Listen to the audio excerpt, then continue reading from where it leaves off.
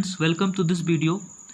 As you can see that today we will discuss about a important naming reaction that often come in the BSc third year topic, that is the Hantzsch synthesis, and this naming reaction is for the synthesis of pyridine. Okay, I hope that you can see this structure of the pyridine which I have drawn. Okay, so basically we will synthesize this pyridine from this Hantzsch synthesis. So without any delay, let us start our today's lecture. So this Hantzsch synthesis, it involved the condensation of beta dicarbonyl compound and aldehyde and ammonia. So basically for this Hantzsch synthesis reaction, it involved a kind of a condensation of beta dicarbonyl compound. We will take 2 moles of this beta dicarbonyl compound, and aldehyde we will take 1 mole of the aldehyde, and ammonia we will take 1 mole of the ammonia. So basically what are the requirements? So basically we require number 1, that is the beta dicarbonyl compound. Okay, how many moles we need? We need 2 moles. Second thing we require, that is aldehyde. Okay, aldehyde, how many mole we need? We need 1 mole. Okay, and the third thing which we require, that is ammonia, and how many mole we need? That we need 1 mole of ammonia. Okay, I hope that the requirements are quite clear to you. So without any delay, let us start the synthesis, or we can say let us start the mechanism for this pyridine synthesis by this Hantzsch synthesis. Let us begin. Here we will discuss the mechanism for this important reaction, this Hantzsch synthesis. It will take place in 3 important steps. Okay, so let us try to discuss the steps in detail. In the step 1, what will happen?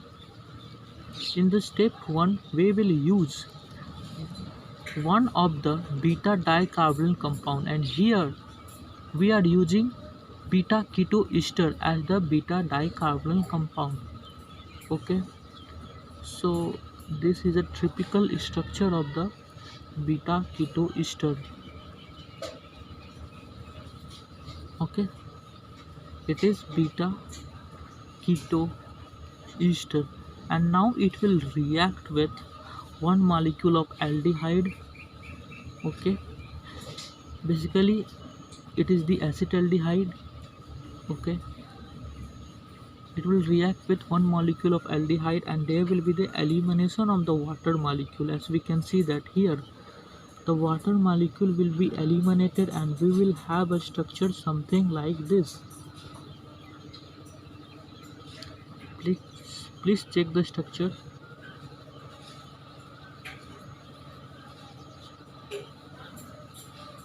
Okay, we have a some structure something like this. Now we can write this structure in this form also. Please check whether we can write it in this form or not.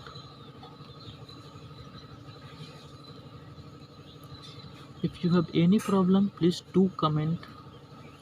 I will try to solve it. Okay, so we can write this structure in this form also. Okay, and here we completed our first step. Now we will head forward towards the second step. So in the second step, we will take the remaining molecule of the beta dicarbonyl compound, which we used here is the beta keto ester. Okay, I hope that now you know the structure of this beta keto ester.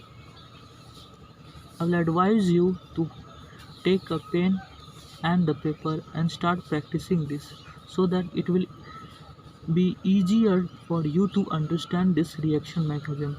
As we can see that in this ammonia, this nitrogen having a lone pair of electron. Okay, so it will donate this lone pair of electron towards this carbon atom, which is electron deficient, and as a result this oxygen atom, which is highly electron negative, it will take the electron back from this bond towards itself. Okay, So one question must come in your mind, that why this carbon is not electron deficient. It is also electron deficient, but least as compared to this carbon, because it has been attached with this ETO group, and this ETO group will act as a kind of a plus I effect towards this carbon. Okay, so this carbon will be least electron deficient as compared to this, and we have a structure something like this. I'm trying to explain you each and every basic detail so that you can easily understand this reaction mechanism. Okay, here we are not going to learn anything, we are going to understand. Here will be a positive charge on this nitrogen atom because it has donated its lone pair of electron, and here is a negative charge on this oxygen atom. Okay, because it has accepted the electron from this bond. Okay, so this is the structure which we have. Now you can see that this nitrogen having a positively charged, if a electron negative atom carrying a positive charge, then it is highly unstable. So now what will happen, this nitrogen atom will leave this hydrogen atom, and this hydrogen atom will be attracted by this oxygen atom carrying a negative charge. So we have a structure something like this. Please check the structure a bit.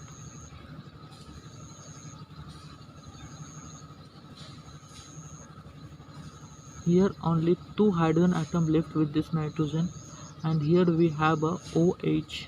As you can see that here we are having a OH. You can correlate with the structure. I hope that you can easily understand. This hydrogen atom is been left from this nitrogen, and it has been attached with this oxygen atom. Okay, so as you can see that I have basically opened this carbon containing two hydrogen atom. Okay, so basically here will be elimination of the water molecule. See how one H will make its bond here, and as this carbon is not allowed to make 5 bonds, so it will break this OH, remove this OH from here. Okay, and this H and this OH will form the water molecule, and it will be eliminated, and we are left with the structure something like this. Please check the structure.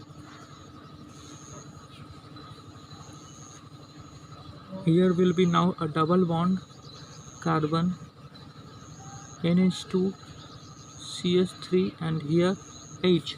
Now we can rewrite this structure in this way also. Please check whether we can do or not.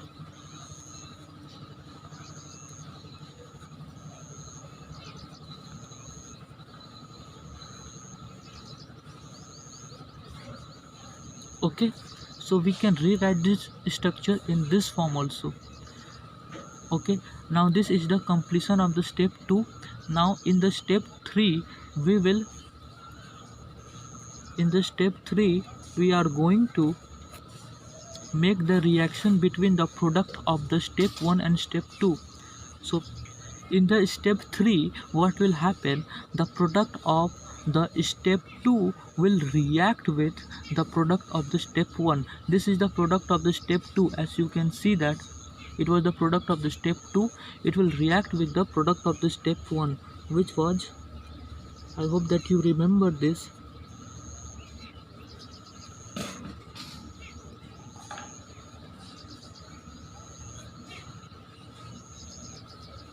This was the product of the step 1.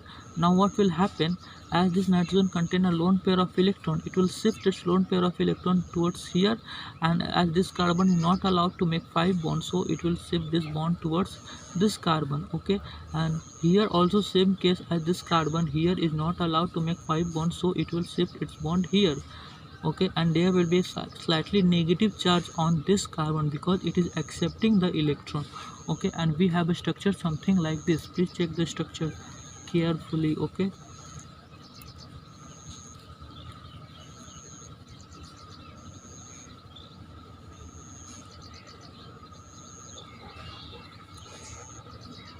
if you have any problem, please do comment. I will try to solve it. Okay, here we can see that as this carbon is accepting the electron, so it will have a negative charge. Okay, I hope that you can understand.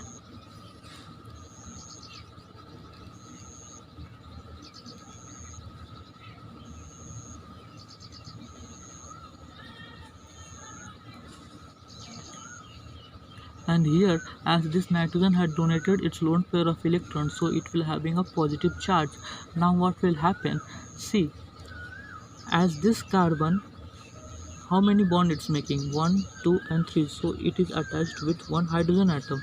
So basically now what will happen, it will shift its bond towards here, and this carbon atom is not allowed to make 5 bonds, so it will shift this bond towards here, because this nitrogen is highly unstable because it is carrying a positive charge. Okay, and this hydrogen from here will be attracted by this negatively charged carbon. Okay, and the structure which we have is something like this. I'm drawing this structure in the next page because there is no page left. Okay, I hope that you can easily correlate with this structure. Now what will happen, we know that this nitrogen having a lone pair of electron. Okay, so basically what will happen, this nitrogen will donate its lone pair of electron towards this carbon, which is highly electron deficient because it has been attached with this oxygen atom, which is highly electronegative.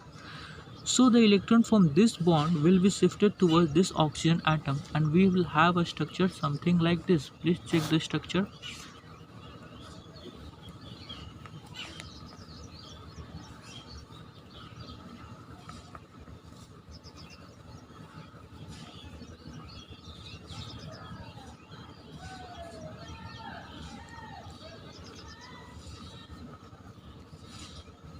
Here will be a negative charge on this, but it has accepted the electron, as we can see, and here there will be a positive charge on this nitrogen atom because it has donated its lone pair of electron and it has been attached with this carbon atom. Okay, I am trying to convey each and every small detail so that you can easily understand this reaction mechanism. Okay, and in the next step what will happen, we can see that this nitrogen atom carrying a positive charge is highly unstable. So what will happen, it will uh, leave one of its hydrogen atom, and this hydrogen will be attracted by this oxygen atom, so we'll have a structure something like this. It's a very easy reaction mechanism. If you start practicing, then you will easily understand it. Okay,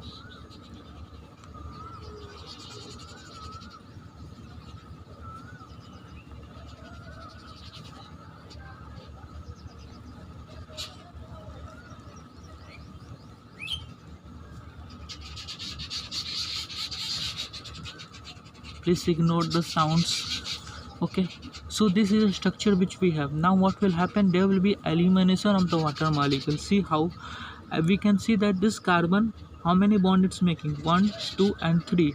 So basically it must have one hydrogen atom here. Okay, so this bond will be shifted towards this side, and this carbon, as it will not able to make 5 bonds, so it will remove this OH. Okay, and we will, and here the water molecule will be removed, one H from here and OH from here. Water molecule will be eliminated and we will have left with this product, and it is called as dihydropyridine derivative. Okay, dihydropyridine derivative. And what we will do, upon oxidation or dehydrogenation, we'll get a product something like this. Please check the product.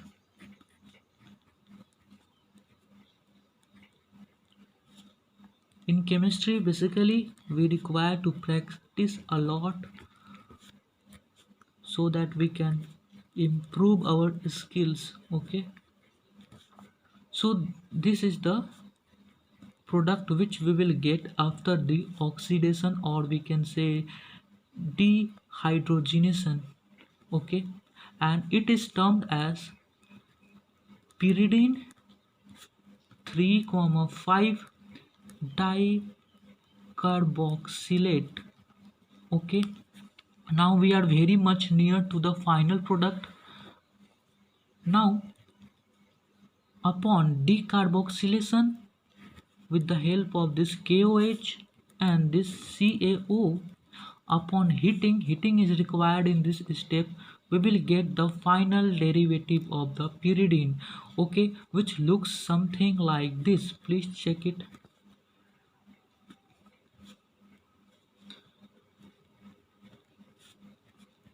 It is trimethyl pyridine, okay. More clear, 2,4,6 trimethyl pyridine. It is also termed as 2,4,6 trimethylcholine, okay. And here it is the final product which we get, and it is the derivative of pyridine. So we end our reaction here. I hope that this reaction mechanism is quite very helpful to you.